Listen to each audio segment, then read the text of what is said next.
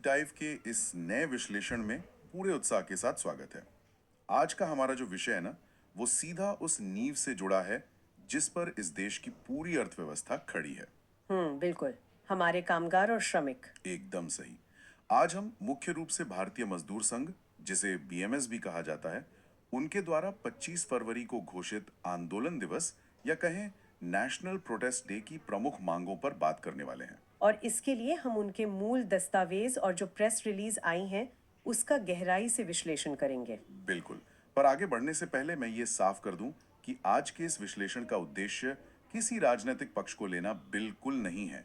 हमारा मिशन बस उस मूल दस्तावेज और प्रेस रिलीज की गहराई में जाना है। हाँ, ताकि सुनने वालों को ये समझ आ सके कि देश भर के विभिन्न उद्योगों के लाखों कर्मचारी आखिर किन वास्तविक समस्याओं का सामना कर रहे हैं। बिल्कुल। हम सिर्फ उन बातों और मांगों को सामने रखेंगे जो दस्तावेजों में दर्ज हैं। तो चलिए इस मुद्दे की गहराई में चलते हैं और इसको थोड़ा खोलते हैं। तो देखिए, विषय की पृष्ठभूमि को समझना सबसे जरूरी है। ये जो 25 फरवरी का दिन चुना गया है, ये कोई अचानक लिया गया फैसला नहीं है। मतलब इसके पीछे एक पूरी प्रक्रिया रही होगी। बिल्कुल। दस्तावेजों के मुताबिक ओडिशा के पुरी ने बीएमएस की 21वीं अखिल भारतीय महासभा हुई थी और वहीं पर देश भर से आए प्रतिनिधियों ने इस देशव्यापी आंदोलन का निर्णय लिया। और यहाँ जो सबसे रोचक बात है वो ये है कि इस एक ही आंदोलन में जमीनी स्तर की आशा वर्कर से लेकर भारी उद्योग के तकनीकी कर्मचारी तक सब शामिल हैं। अरे वाह, मतलब विविधता बहुत है। बहुत ज्यादा। जब असंतोष का दायरा गांव की पगडंडियों से लेकर बड़े कारखानों तक फैला हो तो ये समझना जरूरी हो जाता है कि आखिर जमीनी हकीकत है क्या। ये विविधता वाकई ध्यान खींचती है। अगर हम इस आंदोलन के स्वरूप की बात करें तो दस्तावेज में काफी स्पष्ट रूपरेखा दी गई है। 25 फरवरी को देश के सभी जिला केंद्रों पर बीएमएस की जो स्थानीय यूनिट्स हैं, वो धरने, प्रदर्शन और रैलियां आयोजित करेंगी। हाँ, और कारखानों के गेट पर मीटिंग्स भी होंगी। बिल्कुल, गेट मीटिंग्स होंगी और लोग अपना विरोध शांतिपूर्ण ढंग से दर्ज कराने के लिए काले बिल्ले पहनकर काम करेंगे। Black badges. और इसके पीछे का जो लक्ष्य है वो सिर्फ सड़कों पर प्रदर्शन करना नहीं है। उनका मुख्य मकसद है दबाव बनाना। वे माननीय प्रधानमंत्री, केंद्रीय श्रम मंत्री और राज्यों के मुख्यमंत्रियों को बाकायदा ज्ञापन सौंपने वाले हैं। मेमोरेंडम देंगे। पर सवाल यह है कि नौबत यहां तक क्यों आई? क्योंकि बीएमएस का ये मानना है और उन्होंने अपने दस्तावेजों में ये लिखा भी है कि बार बार ध्यान दिलाने के बावजूद सरकार की जो प्रतिक्रिया होनी चाहिए थी वो पर्याप्त नहीं रही है। लगातार संवाद की कोशिशों के बाद भी जब बात नहीं बनी तब जाकर ये कदम उठाया गया। और यहाँ आकर बात वाकई बहुत दिलचस्प हो जाती है, क्योंकि जब हम उन कड़वी वास्तविकताओं और जो आंकड़े इस दस्तावेज में दिए गए हैं उनको देखते हैं तो स्थिति की गंभीरता का अंदाजा लगता है। एकदम। मतलब मैं दस्तावेज पढ़ रहा था और कुछ उदाहरण इतने चौंकाने वाले हैं। जैसे रांची के हैवी इंजीनियरिंग कॉरपोरेशन एचईसी के कर्मचारियों का ही मामला ले लीजिए। दस्तावेज साफ तौर पर कहता है कि इन कर्मचारियों को पिछले 32 महीनों से वेतन ही नहीं मिला है। 32 महीने। मतलब पौने 3 साल हो गए। सोचिए जरा, एक भारी उद्योग में काम करने वाले लोग जो इतने बड़े कारखाने को चलाते हैं बिना पगार के अपना घर कैसे चला रहे होंगे। बच्चों की फीस, राशन। ये बहुत बड़ा मानवीय संकट है। और अगर हम इसको बड़े पैमाने पर देखें और कड़ियां जोड़ें तो ये सिर्फ किसी एक कारखाने की बात नहीं है। और भी उदाहरण है। बिल्कुल। दस्तावेजों में नेशनल टेक्सटाइल्स कॉरपोरेशन की मिलों का जिक्र है। और ये कोई छोटी बात नहीं है, क्योंकि ये मिलें 8 अलग अलग राज्यों में फैली हैं। बताया गया है कि कोरोना महामारी के बाद से ही इन मिलों के कर्मचारियों को सिर्फ 50% वेतन मिल रहा है। सिर्फ आधा वेतन। हाँ, और उससे भी बड़ी बात ये कि पिछले 10 महीनों से वो आधा वेतन भी पूरी तरह से रुका हुआ है। बाप रे! मतलब देश के 8 राज्यों में एक बड़े सरकारी उपक्रम का ये हाल है। वही तो। ये सिर्फ फैक्ट्रियों या मिलों की बात नहीं है। दस्तावेज ये भी बताते हैं कि मिड डे मील वर्कर और स्वास्थ्य क्षेत्र की जो आशा वर्कर हैं वे भी बहुत कम पारिश्रमिक पर काम कर रही हैं। अगर हम महिलाओं की बात करें तो आंगनवाड़ी कार्यकर्ताओं का उदाहरण बहुत बड़ा है। इस पूरी व्यवस्था को चलते हुए 5 दशक हो गए हैं। 50 साल। आधी सदी बीत रही। बिल्कुल।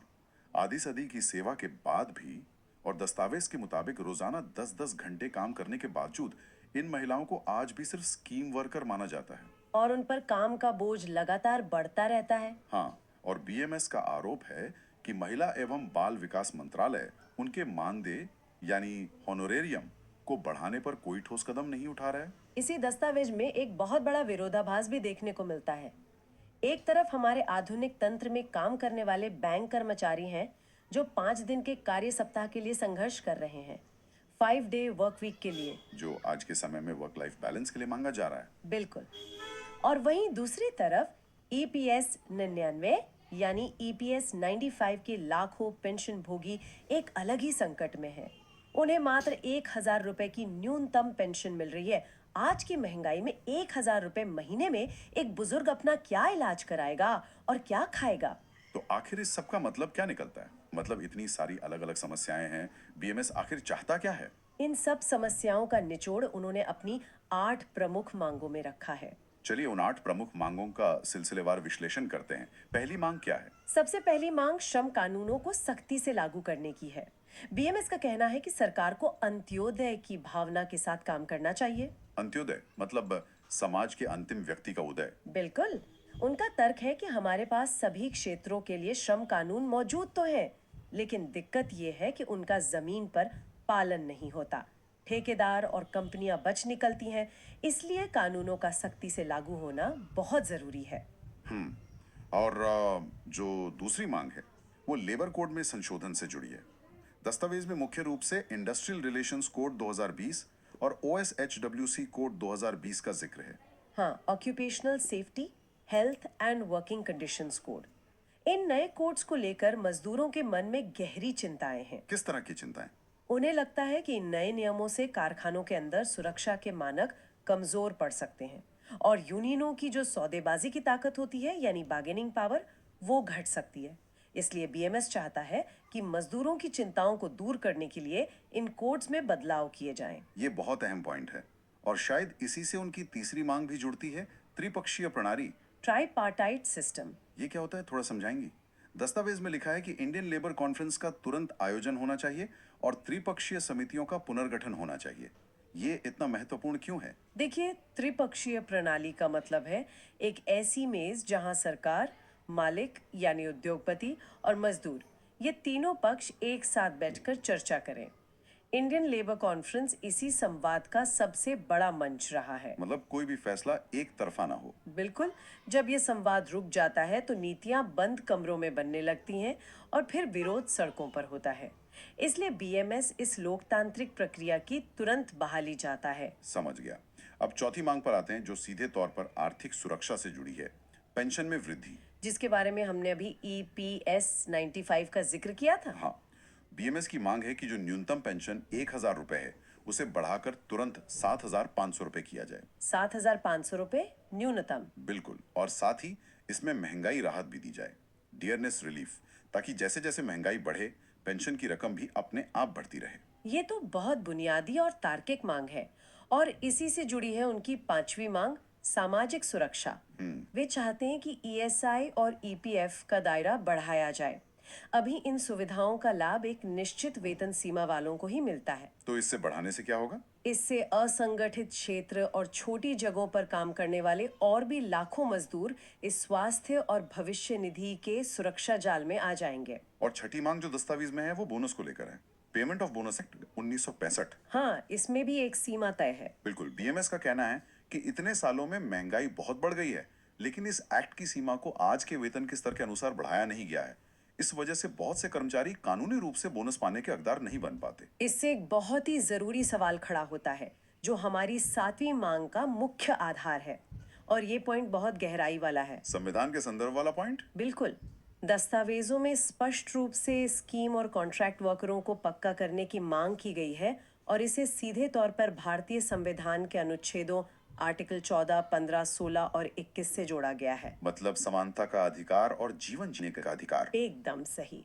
जब आप किसी व्यक्ति से दशकों तक एक ही काम करवाते हैं लेकिन उसे स्थायी कर्मचारी के बजाय सिर्फ कॉन्ट्रैक्ट वर्कर या स्कीम वर्कर मानकर कम पैसे देते हैं तो ये समानता के अधिकार का उल्लंघन है और गरिमा के साथ जीवन जीने के अधिकार का भी। ये बहुत ही मजबूत कानूनी तर्क है। और इसी को पूरा करने के लिए उनकी 8वीं और आखिरी मुख्य मांग है नियुक्तियों पर रोक हटाना। हाँ, दस्तावेज में लिखा है कि अलग अलग विभागों और उपक्रमों में जो खाली पद पड़े हैं उन पर सामान्य नियुक्तियों की रोक हटाई जानी चाहिए। ताकि जो लोग बरसों से अस्थायी तौर पर काम कर रहे हैं उन्हें पक्की नौकरी की सुरक्षा मिल सके। तो अगर हम इस पूरे दस्तावेज का सारांश निकालें तो ये बात पूरी तरह साफ हो जाती है कि ये 25 फरवरी का आंदोलन दिवस सिर्फ एक दिन के विरोध की बात नहीं है। बिल्कुल नहीं।